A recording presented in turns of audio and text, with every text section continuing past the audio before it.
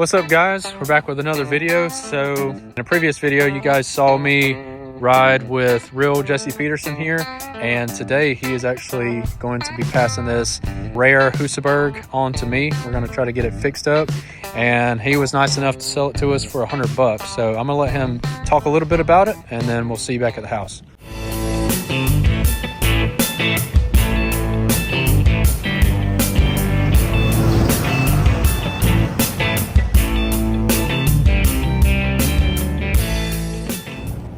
All right, so I got this thing off Facebook Marketplace for free, and it had been on there for like 2-3 hours on like a Sunday afternoon. I messaged the dude, but obviously he's got a free dirt bike, so he's getting a bunch of messages, right?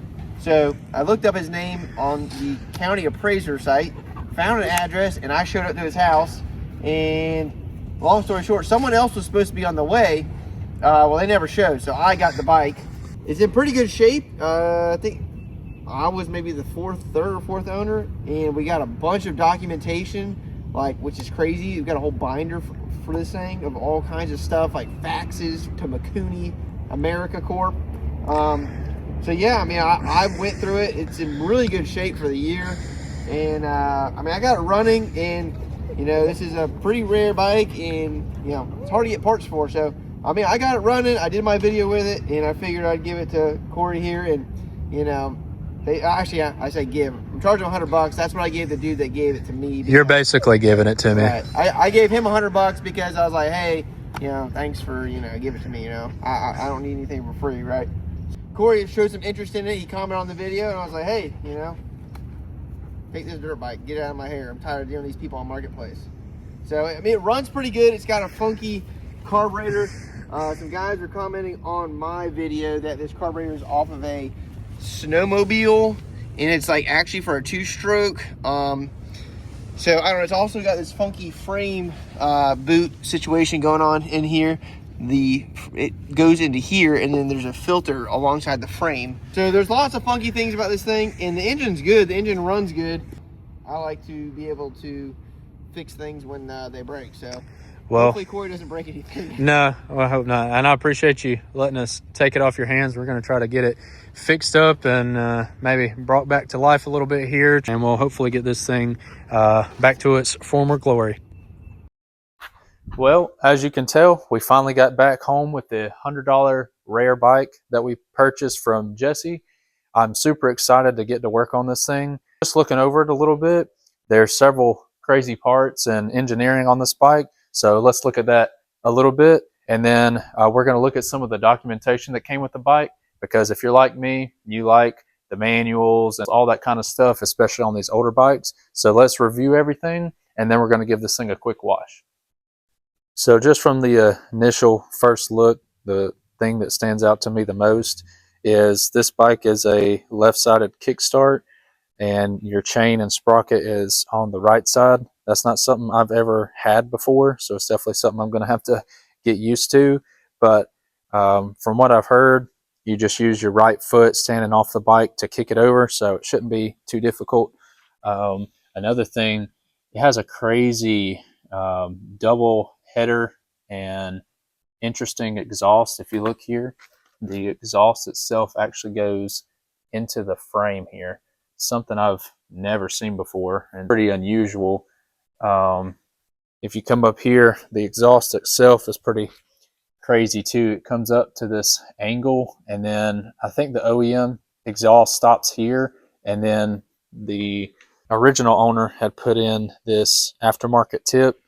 Not sure if I really like that. It sticks out kind of far, but I'm sure we'll just leave it. It's not that big of a deal. If you come over here on the right side of the bike, if you just look at the engine itself, it's a pretty crazy looking design, very unique, something I like about these rare bikes. It's different than what everybody else has. So I think we really got a good deal on this bike, even though I know there's some parts on here that it needs and it's going to be hard to find. I think it's worth it. It was a steal in my opinion. I'm glad, you know, he was willing to let us take it off his hands. But I've got some documentation I want you guys to see too that's pretty cool. So this is the binder that we got with the bike, and it also came with a couple magazines that the the Husabergs were featured in, and these were looks like August of '92. So these are really cool additions with the documentation. But on the front cover here, you've got all the models that they produced in '91 with some typical specs, tires, suspension, things like that. So pretty interesting to find. And then I'm just gonna go over a few things that I found in here that I really liked, since there is such a good bit of stuff in this book. But the first thing that really stood out to me was this little poster here. It's not discolored at all, and you open it up, it's got the bike itself right there. This is actually the 501, but still pretty cool to have. And I think I'm gonna maybe frame this up and put it in the garage there. I think it's a pretty cool addition to the wall. And moving on, it's actually got the spare parts catalog. So every single part on this bike I can reference here to see if it's OEM or if there's an aftermarket piece, and it's got all the part numbers and the descriptions. So this is very cool. I'm not sure if these even exist anymore to purchase, and if so, I'm sure they're not cheap. And same for this. This is the owner's manual. This is going to go a long way for me. So whenever I get ready to work on this thing, I can look in here for any specs I need. If I need to make an adjustment or anything like that, I'm going to be able to find that in here. So really cool stuff. And then the last thing that I found in here, this is actually the receipt for the original bill of sale when this was purchased. So pretty neat stuff. It's very uncommon to find this, especially early 90s model as a package, and it definitely helps with the value. But with that being said, we're gonna step back outside, we're gonna wash this thing up, and then we're gonna get ready to dig into the machine and see what all it needs.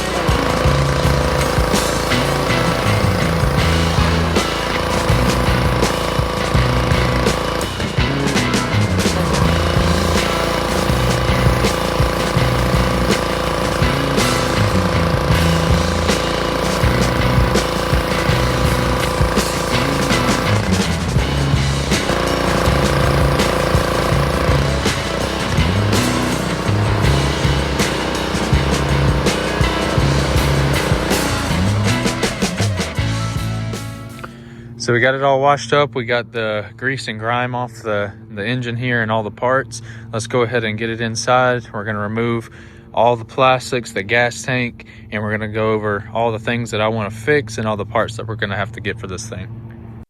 So we're gonna start off, I'm gonna take off all the plastics, the seat, probably gonna remove the exhaust because we're gonna get that painted and cleaned up.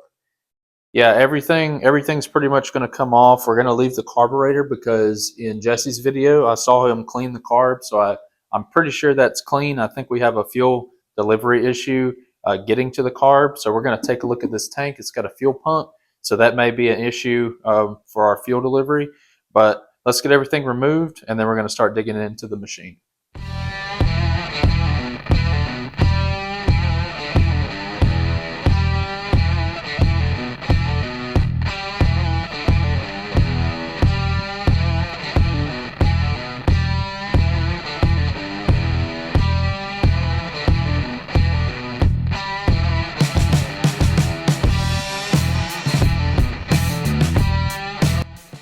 So before we continue, I just wanted to show you guys this. Check out this seat.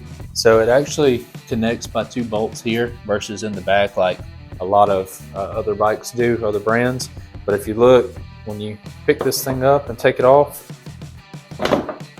it slides out, and it actually has these 2 pins that poke into the back of the seat here and these holes back here, which I think is pretty interesting. I've never seen anything like that before, but that's just another weird thing about this bike that I like that makes it more unique. Also, now that we've got those front shrouds off, if you look, our air filter is right here beside the gas tank. Pretty cool, easy access spot to get it up here near the radiator. It looks like we are missing the cage and I'm not feeling anything back there. So we're definitely gonna have to try to find a part for that. But let's go ahead, we'll get our gas tank removed and we'll finish removing our plastics.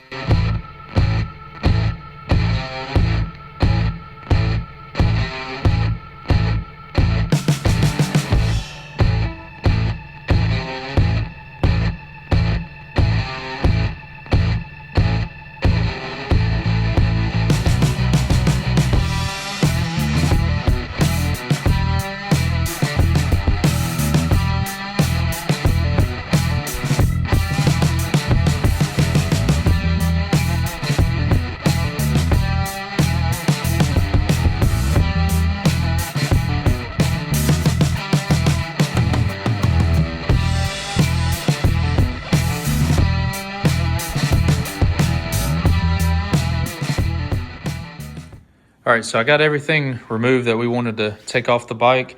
Again, check out this exhaust. This is just a funky design. And again, the exhaust itself actually goes straight into the frame, which I find very unique. Super crazy engineering for this machine. But with that being said, we need to make a parts list of things that we need to get because parts for this machine are hard to find and I need to start searching. That way we can make a part 2 for this video. But I only saw it fitting to use the binder that we got that came with this thing so we could make a list for it. So let's go through everything that we need and then we'll try to fix the things that we can fix today and we'll make a part 2 for everything else. So there's 3 things that I know that I can't fix today that I'm gonna have to order or have custom made.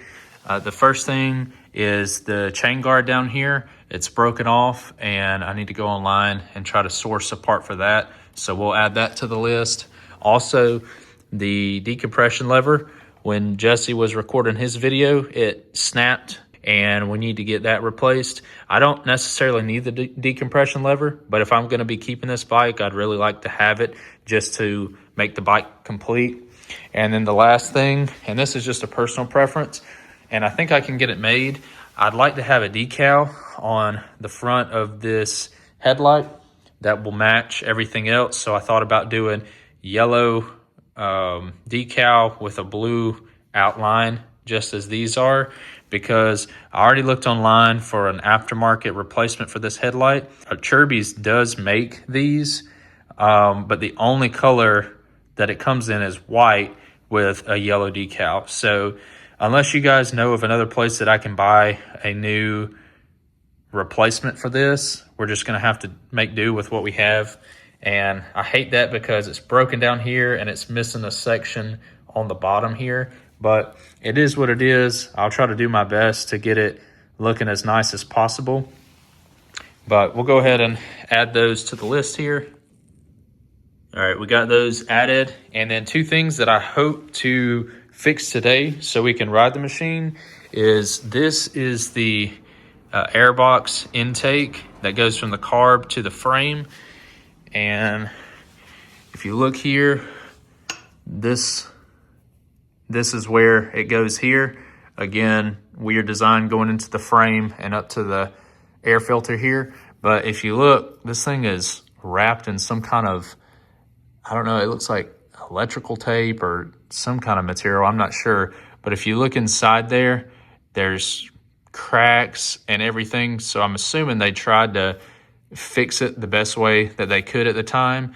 But what we're gonna do today, I bought some adhesive sealant that we're gonna try to put on there and fix this because I've already looked up a part for this. I couldn't find anything. I found one that would work and it was $150 roughly for just this piece. And I'm sorry, I'm not paying more for this than I did the entire bike. So we're gonna try to fix that the best way that we can today. And then the gas tank over here, Jesse said that he was having an issue with the fuel pump not working because the way the gas tank works is all your gas sits down here at the bottom and the pump pumps it all the way up to this port here, and then the petcock feeds into the carb itself. So I'm not sure if the pump is bad itself. If it is, then Partzilla sells a brand new OEM replacement for this that we can buy. If it's good and maybe it's just not configured correctly, we're going to try to figure that out today. If not, we'll add that to the list and we'll get that fixed as well. So first point of interest, let's go ahead and take a look at this gas tank. So we're ready to check out this gas tank. I looked up the schematics on the fuel pump and it looks like everything is configured correctly. As long as that fuel pump is working, then everything should be fine and our fuel delivery shouldn't be an issue. So we're gonna test that now, but off camera, I went ahead and pulled these header pipes. We got those painted up with a high temp black paint, just so they didn't look like that kind of rusty brown, and also cleaned up the exhaust itself a little bit as well. But I've got an auxiliary fuel tank here that we have feeding directly into the carb, and we've got our vent hose hooked up to the engine. So hypothetically, what should happen is we will attempt to start the machine, and once it runs, the fuel pump, which pulls from the bottom of the tank here, should pump it up and over into this line, which then feeds this side of the tank, and then the petcock itself is gravity fed into the carb. So we'll be able to see if the fuel pump is working, if it's pumping into here and filling up this side. So it should start dumping out over here if the fuel pump is working correctly. And if so, then we should be good to go on that. We won't have to replace that fuel pump at all. But let's go ahead and try to start this guy up for the first time, hear it run, and see if that fuel pump is working correctly. All right, we're ready to hopefully start this thing up for the first time. I know some people in Jesse's video were telling him that he needed to kick it with his right foot. He was on the bike kicking it with his left. So I'm not exactly sure how that works, but we'll give it a go here.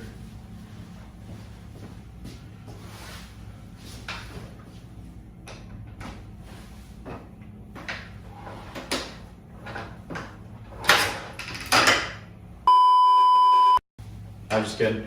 Let's turn our fuel on here. We'll get the carb fueled up there. I've got my choke off for now. We'll try it without the choke first. And then I got a cup here. So hopefully the petcock is supposed to be off right now. I don't know if it leaks at all, but once it starts, it should start flowing out of here once we turn that petcock on. So I got a cup ready to catch the fuel, and we should be good to go. So let's go ahead and kick this thing over.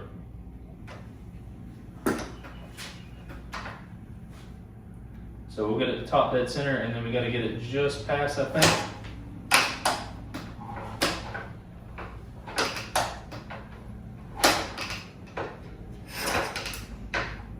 All right, I think this is top dead center. We're going to get it just past top dead center. God, use my foot, get just past. All right, and then we'll get ready to kick it here.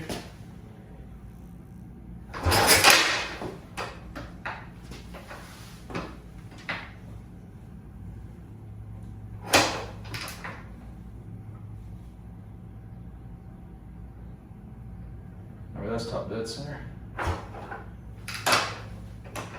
All right, here we go. Let's see if she'll fire up for us.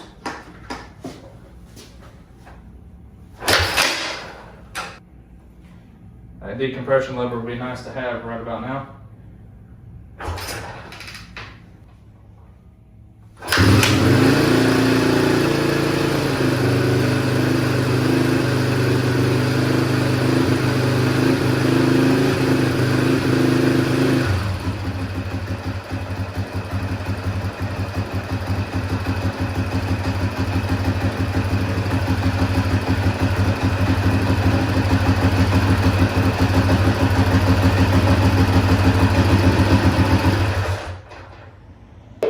All right, we'll try it again.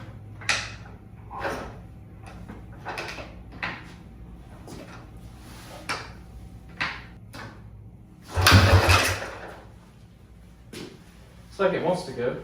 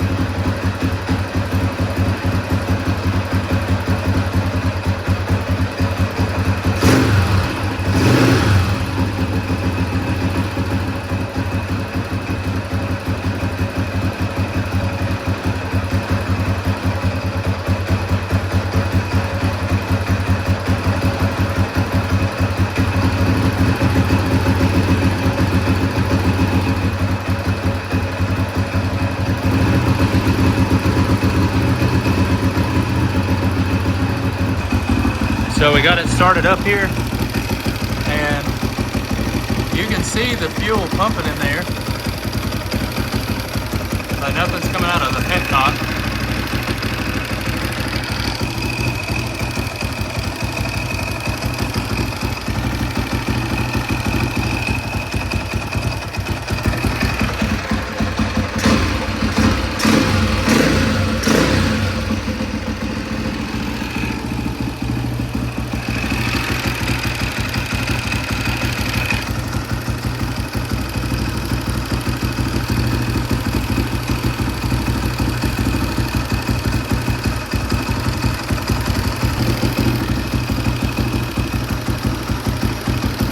Let me see if I can pull that line and see if it's actually pumping through.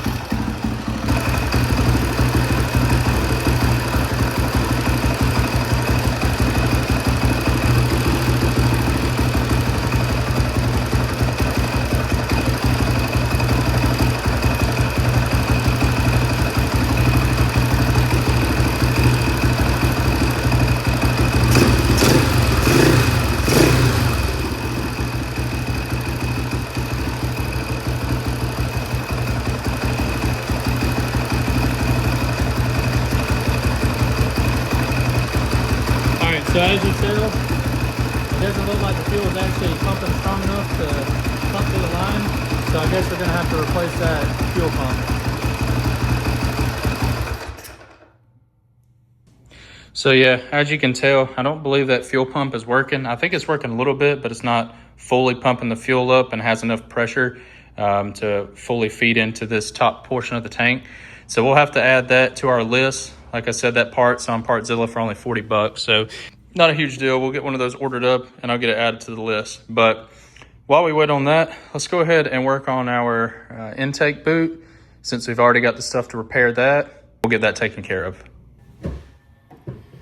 Okay, so we got our airbox intake here. We're gonna try to repair it. And sorry if there's some background noise. There's some people doing yard work and people driving by, but we're gonna remove this material here and take a look at the inside of the actual intake. We're gonna clean it up, degrease it, make sure that the surface is clean. And then we're gonna add some of this flex glue. I tried to find some black adhesive that I could put on here, but hardware store was out and this looked like it would work pretty good. So we're gonna try this, see if it seals it well, and then we're gonna install it back on the bike.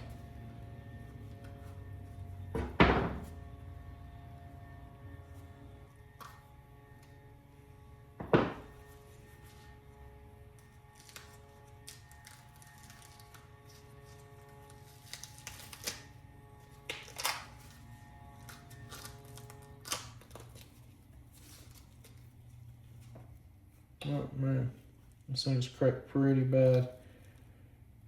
It's gonna be hard to repair. I'm gonna try to fix it though.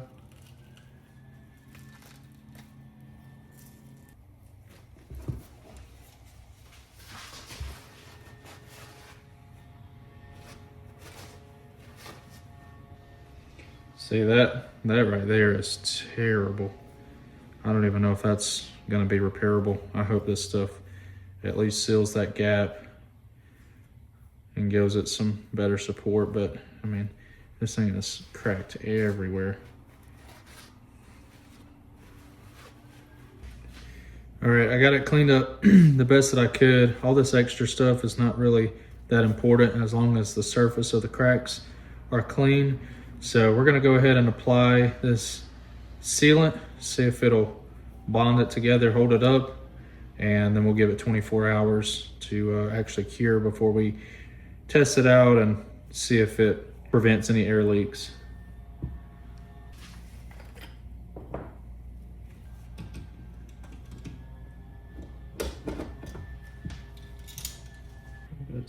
I'm just gonna go around and fill in all the cracks that I see. I'm just gonna make a big glob in each spot, kind of run it over with my finger, make sure that it's fully coated.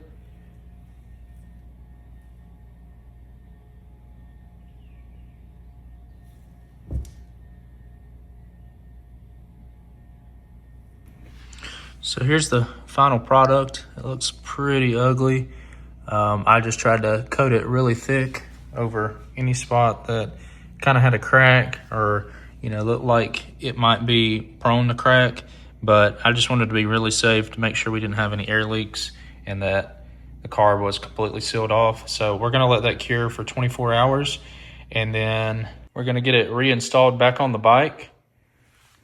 But I think that's going to be a good stopping point for this video. We're going to do a part 2, and we're hopefully going to get all the parts that we wrote down on our list, get those to the house, get everything reinstalled. We're going to clean up our plastics, make it look hopefully nicer than what they are, and then we're going to take this thing on its first test drive. I'm eager to ride this thing, and if you guys have any tips for this bike or where I can get parts, be sure to drop that in the comments below. Let me know what you guys think about this bike, and make sure to like and share this video so it gets out to more people like you guys who like this content.